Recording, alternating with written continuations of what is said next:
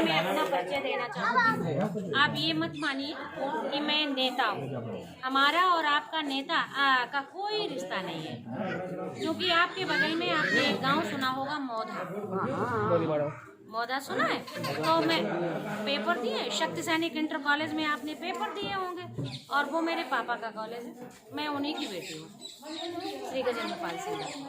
तो यानी इसका मतलब है हम लोग एक व्यक्तिगत लगाव है और व्यक्तिगत जुड़े हुए हैं। कोई भी व्यक्ति जो है वो अपनी जन्मभूमि पे नेता नहीं होता। तो आप ये समझिए कि मैं आपके बीच इसलिए आई कि यूँ तो बहुत सारी पार्टियां आपके पास आती हैं, बहुत सारे वादे करती हैं, लेकिन मैं वादा करने नहीं आई, मैं काम करके दिखाने आपके लिए। और ऐसे ये होता है कि आपने जब प्रतिस्थापित पार्टियां होती हैं, जैसे कि भारतीय जनता पार्टी है, समाजवादी पार्टी है या कांग्रेस पार्टी है, ये प्रतिस्थापित पार्टियां हैं।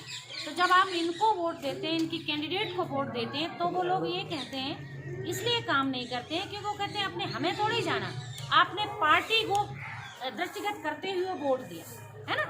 तो भाई और बस यहाँ से जीत के चले जाते हैं। लेकिन अर्चना राठौर का रिश्ता आपसे या तो बहन का हो सकता है, या बेटी का हो सकता है, बच्चों का बुआ का हो सकता है, इसके अलावा कुछ नहीं।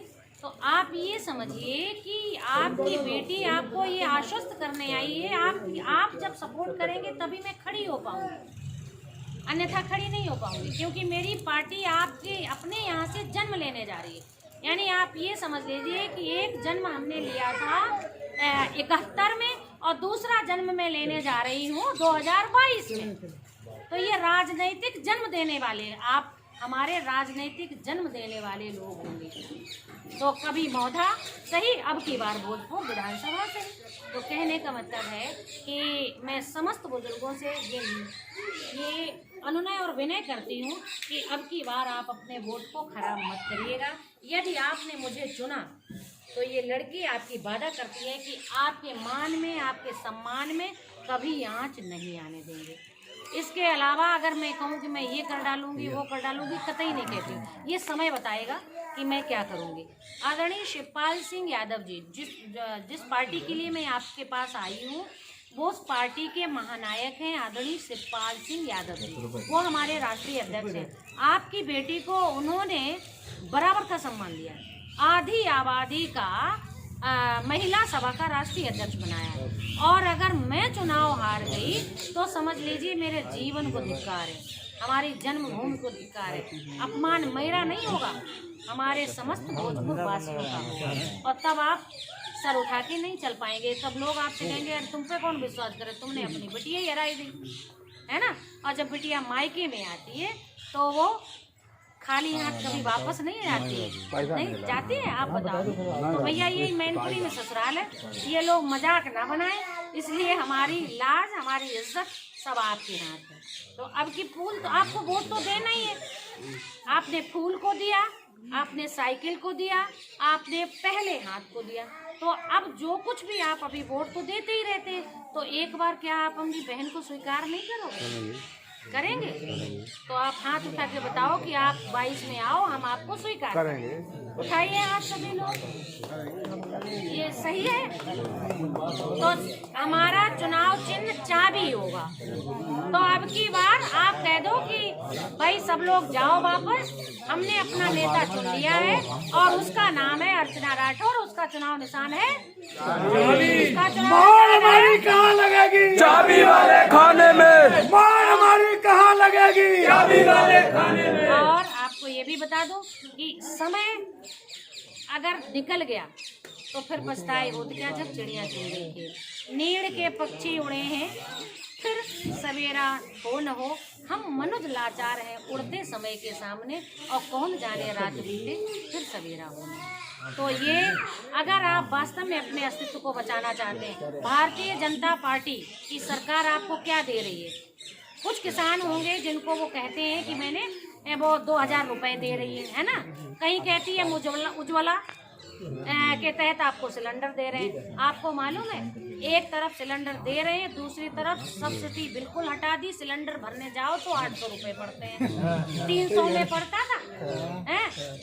जब आदरणीय शिवपाल सिंह जी PWD मिनिस्टर थे, या जब वो हमारी सरकार में थे, तो सिंचाई मंत्री थे, तो आप बताओ नहरों का पानी फ्री था कि नहीं था? था? ट्यूबवेल का पानी फ्री था? तो जब ट्यूबवेल का पानी फ्री था, नहरों का पानी फ्री था, और उस समय अगर इस तरीके से झोपड़ी वाले जो घर होते हैं उनमें अगर बल्ब जलता था तो उसका कभी भी बिल नहीं आता था। एक पंखा और 2 बल्ब फ्री कर दिए थे, करे थे कि नहीं करे थे? और आज आपकी कमर तोड़े डाल रहे हैं लोग। हमसे नहीं मांगेंगे बिल, आपसे ज्यादा मांगेंगे, क्योंकि हमारे पास आएंगे तो सोचेंगे हो सकता है एक्शन हो जाए, लेकिन आपको जरूर मार डालेंगे, बिजली का बिल ले लेंगे। मारते हैं कि नहीं? तो और दूसरा, डीजल इतना महंगा हो गया है, पेट्रोल इतना महंगा हो गया है कि जब आप अपना ट्यूबवेल चलाते हैं अपने खेत को भरने के लिए, तो उधर तो 2000 दे रहे हैं, इधर अपने आप की हड्डियों से 4000 निकलवा रहे हैं। कभी आपने इस बात को सोचा? अगर ये बातें आप नहीं सोचोगे तो समझो अस्तित्व खत्म हो जाएगा। यदि पुनः आपने भारतीय जनता पार्टी को यहाँ से निकलने दिया या देश में सरकार बनाने दी, तो हम फिर ईस्ट इंडिया कंपनी की तरफ चले जा रहे हैं। आपने देखा भारतीय रेल में जब लिखा होता था तो भारतीय रेल लिखा होता था, आज कौन हो गया? अडानी रेल। जब देश का नाम ही बेच रहे हैं। एक ईस्ट इंडिया कंपनी ने हमारे भारत को परतंत्र कर दिया था, और आज तो अडानी अंबानी जैसे जाने कितने लोग आ गए हैं जो देश को बिल्कुल यानी बेचने की कगार पे चले जा रहे हैं। सारे हवाई अड्डा उनके अंडर में हो गए, रेलवे सब उनके अंडर में हो गई। आप देखते हो रेल का किराया अपने आराम से ₹1-2 दे के आप कुल दूर चले जाते हैं, और आज 100 रुपया लगे हैं जब आप पहुंच पे हो फर्रुखाबाद या मैनपुरी। समझ में आए? तो अगर इनको यहाँ से भगाना है तो चाबी का बटन, अगर इन्हें यहाँ से भगाना है तो आपको चाबी का बटन दबाना होगा। और एक बार मैं आपसे ये आग्रह करती हूँ कि लगा दो आग पानी में, शरारत हो तो ऐसी हो, और हिला दो तख्त दिल्ली का, बगावत हो तो ऐसी। और ये बगावत की लहर हमारे हमारे घर से उठनी चाहिए। हमारे परिवार के लोग अगर हमारे साथ नहीं खड़े होंगे तो समझ लीजिए हम किन से भरोसा कर सकते हैं। तो अब की बार आप लगा दीजिए कि भाई देखे बार बार, बहन हमारी है ना। अर्चना दीदी जिंदाबाद, अर्चना दीदी जिंदाबाद, प्रगतिशील समाजवादी पार्टी जिंदाबाद, प्रगतिशील समाजवादी पार्टी जिंदाबाद। अभी रुको, मैं अभी ये यहाँ पे अभी संगठन खड़ा करने आई। संगठन मतलब हम एक अध्यक्ष बना रहे हैं और 10 अपने सदस्य बना रहे हैं, और ये 10 सिपाही जो हमारे साथ होंगे, 11 का आंकड़ा प्रत्येक बूथ पे लेके चल रही हूँ। ये 11 का आंकड़ा ऐसा होगा कि मतलब लाखों लोगों को खींच करके चाबी में ले आएगा। क्योंकि आज हमारे पास, मैं अपने समस्त सदस्यों के लिए तालियां बजवाना चाहूँगी, अपने लिए नहीं, मैं यहाँ नेता बनाने आई हूँ। जो भी नेतृत्व क्षमता डेवलप करने आई हूँ, इसलिए नहीं कि मैं नेता आई हूँ मेरे लिए तालियां बजाओ। आप हमारे सदस्यों के लिए, हमारे बूथ अध्यक्ष के लिए जो रिस्पॉन्सिबिलिटी संभल सके। आपको ये भी बता दूं, मैं निधि का पैसा अपने घर में भरने नहीं आई।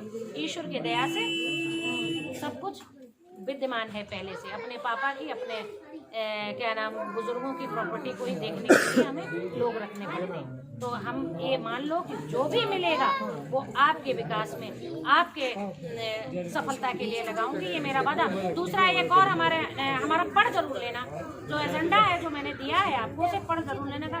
एक सरकारी नौकरी, गरीबी रेखा से नीचे जीने वाले जो लोग हैं जिनके घर में कोई भी सरकारी नौकर नहीं है, उस एक सरकारी नौकरी की गारंटी, लेकिन तब जब हम सरकार में हैं।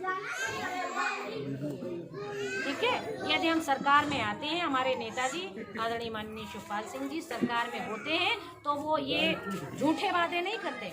वादा पूरा कर न सकी वो सरकार निकम्मी है। इन्होंने कितनी सारे वादे किए, एक भी पूरा किया। और जो सरकार निकम्मी है वो सरकार बदलनी है। तो आज आप बदलने की ओर चल चुके हैं। इन्हीं के साथ मैं अपने सभी बुजुर्गों को प्रणाम करती हुई, बच्चों को प्यार देती हुई, याद करोगे किसी दिन कि हमने